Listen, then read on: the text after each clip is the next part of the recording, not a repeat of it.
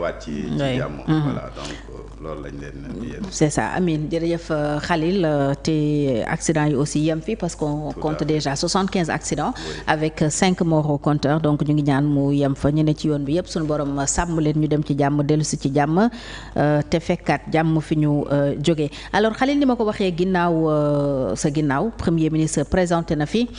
plan de redressement ndax yaa ngi woon ci examen yeeg yeneen yitte plan boobu nag ñu critiqué ko critique yu mu jàpp ne dafa sévère trop ba tax sax mu yëkkati ay kaddu di dànqaafu ñooña naan nañu wàññi wax ci ndax dañuy xëy di wax ba jant bi soo te seen plan bi moom jàpp na ne plan la bu mën a génne réew mi ci jafe-jafe yi teg ci ne xëy na ñi fi nekkoon pendant 65 ans yi Sénégal moom boppam buñ defoon ñoom li ñu def Sénégal weesu na fii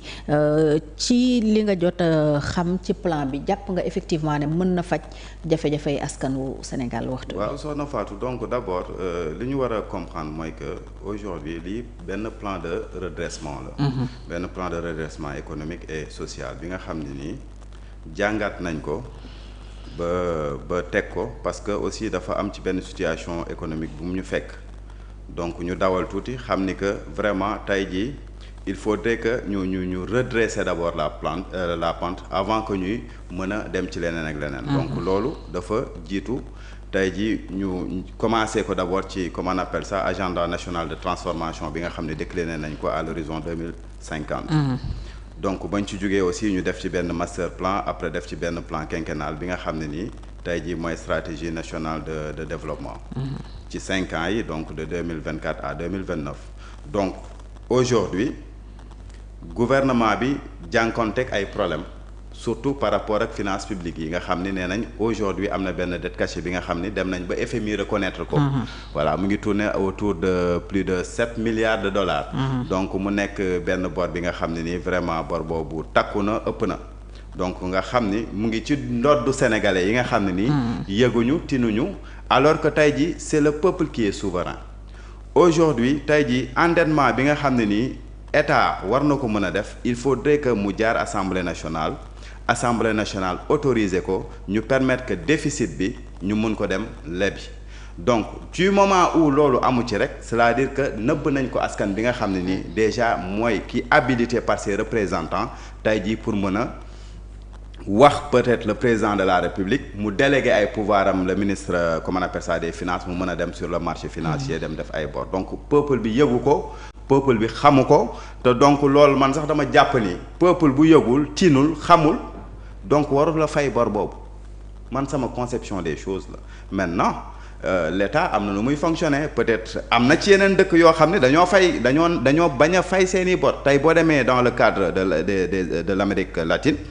am na fa cas yu mel noonu mais dañoo bañ a fay seen bor ñenn ñi peut-être am na ay conséquences xëy na peut-être ñun suñu dirigeants yi bëgguñu dugg ci conséquences yooyu maintenant ñun dañ fi fekk benn situation économique bu doy waar tey rapport Cour des comptes génn na ñu ne suñu taux d'endettement mu ngi à hauteur de 99%. 119. waaw Cour des comptes. waaw 99,97%. voilà ,97%. ñu ñëw banque comment on appelle ça. Berkeley ñëw ne ñu ngi autour de 114 xaw ma 119% du PIB. ci loo xam ne nii tey jii avec la convergence des critères au niveau de l'UEMOA mu ngi ko tëgg à 70%. mais ñu dem ba foofu noonu donc cela veut dire que tey dañu nekk ci benn situation bu doy waar et que pour redresser pente boobu avec un déficit nag bi nga xam ne mu ngi waroon yem ci 3% aujourd'hui mu ngi ci 14%. donc mais situation boobu vraiment c'est défavorable et il faudrait que aujourd'hui avant ñuy xalaat lenn que ñu jéem a redresser encore mbir mi avant ñuy xalaata yóbbu réew mi ci développement. donc il faudrait que ñu jaar ci loolu c'est dans ce cadre que le gouvernement aujourd'hui ñu décliner seen benn plan boo xam ne nii c'est pour 3 ans pour essayer de redresser la pente sur la situation économique mais finances publiques yi d'abord ñu aussi jël ci ay matuwaay yi nga xam ne nii man je pense que lu mën a génne Sénégal ci nguuta la moo tax soo nee gars yi ñu ngi critiquer c'est tout à fait logique. ñoom li ñu gis mooy plan boo xam ne askan wi lañ ci mucc la ñu dese ci koom ndax impôt lañ ko teg premier ministre financement endogène la wax moo xaw a jaaxal ñu bëri parce que sénégalais yi fi mu ne la majorité Khalil duma la yëgal ne ci ay jafe-jafe la ñu nekk yu tar. waaw non sénégalais yi sonn nañ pratiquement ñun ay sénégalais lañ donc ñun dañuy dund moyens yi ñu am sénégalais yi ñu ci bari moyens yooyu la ñu am donc xam nañ situation yi nu mu xawee difficile. mais aussi situation bi lu mu difficile nguur gi wax dëgg fa yàlla nag mu ngi ciy def comment on appelle ça mu ngi ciy jéem a def ay jéego. ci dund gi non dund gi moom yàgg naa wax li ñu fi def moom.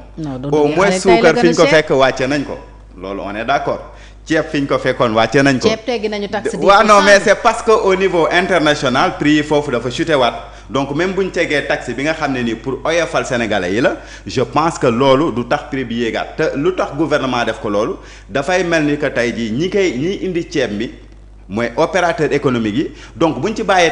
taxe yooyu dafa mel ni ñoom ñoo ci gën a profité wu ko askan bi parce que askan bi lu mu koy jëndee lay continuer di jëndee donc c'est bien beau ñu retirer ko bu ñu demaatee nag ba marché bi prix yi xaw a yéegaat dans ce cas mën nañ ko dugalaat. mën nañ ko teggi donc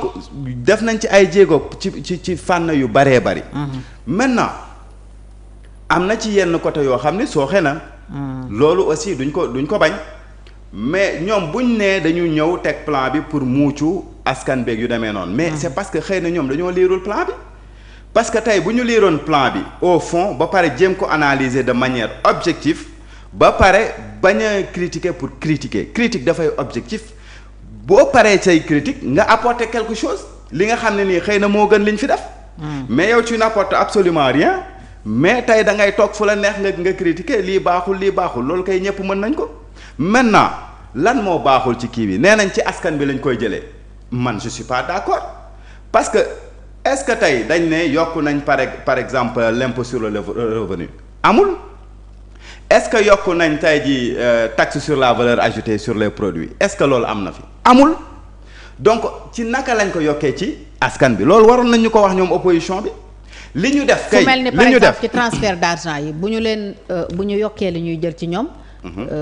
dañ koy répercuter waat ci clients yi. xam nga comme xëy na ni ko ñeneen jot a defee. waaw xam nga tey c'est-à-dire dafa am loo gis ñu naan optimisation tey ji ci yenn fànn.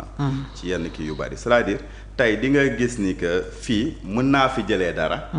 et pourtant du répercuter wu ci maanaam askan bi nga xam ne ni moo koy jëfandikoo actuellement gouvernement bi loolu la def. dafa xam ni que peut-être ci transfert d'argent yi. am na lu ndaw loo xam ne mën nañ ko jël te du répercuter wu ci askan bi loolu mën nañ ko parce que il faut se dire que tey transfert d'argent yi am via tey ji ci yenn opération yeeg yenn kii yu ndaw yi mais si on se souvient il y a 7 ans wala 8 ans ci gannaaw mais am na benn opérateur moom ci ndu nga fi nekkoon transfert yi ñaata la daan nekk ba ñu demee ba xam ne am na beneen opérateur bu ñëw wàññi affaire yi ñu kase ko carrément lan lañ ci gis ñoom aussi ñu defaat la même chose jéem a kasewaat mbir mi donc pour vous dire que am na foo xam ne gouvernement moo ngi gis lépp. xam na mën na leen fa laal non seulement duñ ko yëg askan bi ci boppam duñ ko yëg mais ñoom aussi liñ ciy jël daanaka du indi yenn jafe-jafe ci seen i fonctionnement ba mën ci am ay bénéfices. alors est-ce que mun nañu xaar état fexe ba du répercuté wu ci askan wi parce que canal mi ngi nii ba ñu yéegalee li ñuy jël ci moom jël 9% ci chiffre d'affaires am dañ ko répercuté ci clients yi le ministère s'est contenté de dénoncer et de dire que ce n'est pas normal mais gisuñu benn mesure buñ ci jël ñuy jëfandikoo canal yépp fi mu ne yëg nañu yokk boobu état yokk impôt yi muy jël ci canal. waaw loolu moom c'est tout à fait vrai démb rek maa ngi ciy waxtaan ak déjà kenn. man je trouve anormal que tey benn entreprise ñëw di liggéey Sénégal di fi am ay bénéfices à des milliards jékki-jékki yow nga war a fay ay redevances par rapport ak sa chiffre d'affaires ci parce que impôt ak taxe yépp dañ koy calculer